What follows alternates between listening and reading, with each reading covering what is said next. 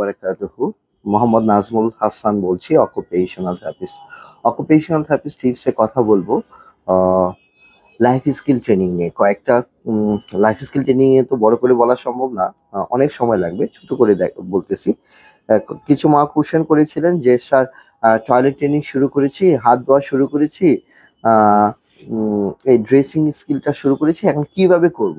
এটা তো অনেক বড় একটা কাজ, হ্যাঁ, এটাকে একটু সহজভাবে কিভাবে করা যায় সেটা নিয়ে একটু কথা বলবো। দেখেন, আমার কাছে একটা শিট আছে, হ্যাঁ, এটাকে বলি আমরা টাস্ক অ্যানালাইসিস। হ্যাঁ, মানে একটা কাজ, যেমন হাত ধোয়া প্রশিক্ষণ, টয়লেট প্রশিক্ষণ, এটা একটা কাজ, এটা একটা বড় একটা কাজ, এটার অনেকগুলো স্টেপ আছে। দেখেন, এই হাত ধোয়ার কতগুলো স্টেপ করছি, 1 2 3 4 5 6 7, 7টা স্টেপ হাত ধোয়ার জন্য। হ্যাঁ, দাঁত ব্রাশ করার জন্য, দাঁত ব্রাশের যে প্রশিক্ষণ, দাঁত মাজা বা দাঁত ব্রাশের প্রশিক্ষণ, দেখেন 1 2 3 4 5 6 7 8, তো এই যে 9।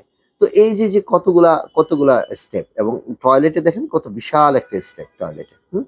তো এই যে এইভাবে কিন্তু আপনাকে শেখাতে হবে, এটাকে বলে টাস্ক অ্যানালাইসিস। হ্যাঁ, টাস্ক অ্যানালিসিস, যেমন টাস্ক অ্যানালিসিসে যেমন কি করলে আপনি যদি হাত ধোয়ার কথাটা বলি আপনাকে, প্রথমে যেমন ট্যাপ পানির কল ছাড়া, না কল ছাড়া, তার মানে কল ছাড়া এবং কল বন্ধ করাটা কিন্তু বাচ্চাকে শেখাতে হবে। যে কল ছাড়া এবং কল বন্ধ করাটা যদি বাচ্চা না জানে, তাহলে তো সে তো কিভাবে সে দাঁত ব্রাশ করবে, ঠিক না?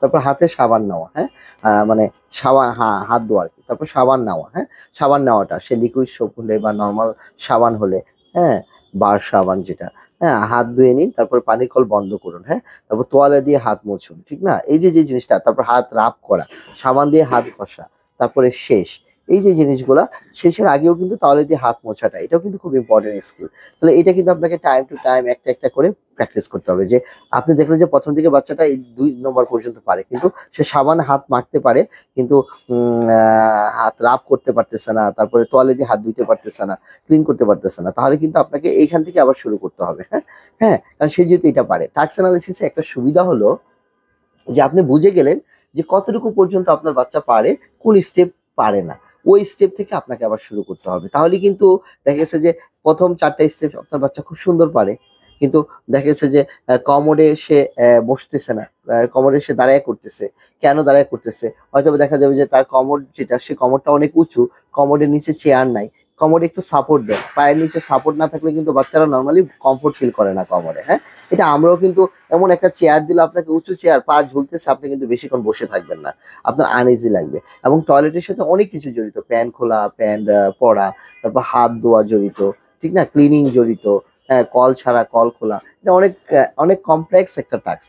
তো এইভাবে কিন্তু এই যে দাঁত মাজার উপরে দাঁত ব্রাশ করতে গেলে কি কি লাগবে, এই যে ব্রাশ চিনতে হবে, টুথপেস্ট চিনতে হবে, তারপরে ব্রাশে কিভাবে টুথপেস্ট লাগাবে সেটা চিনতে হবে, সেই অনুযায়ী ব্রাশ করতে হবে, কিভাবে ব্রাশ করবে, উপরে না নিচে, ডানে না বামে, ভিতরে বাইরে, এই যে স্কিল আস্তে আস্তে আস্তে আস্তে করে কিন্তু তাকে এই ধাপে ধাপে কিন্তু এই কাজগুলো শেখাতে হবে। এগুলো একদিনে শেখানো সম্ভব না, ঠিক আছে? তো এই টাস্ক অ্যানালাইসিস করলে সুবিধা হলো যে এটার পাশাপাশি আপনি যেটা করতে পারেন, এটা আমি করেছি একটা বাচ্চা, যে বাচ্চাটা পড়তে পারে।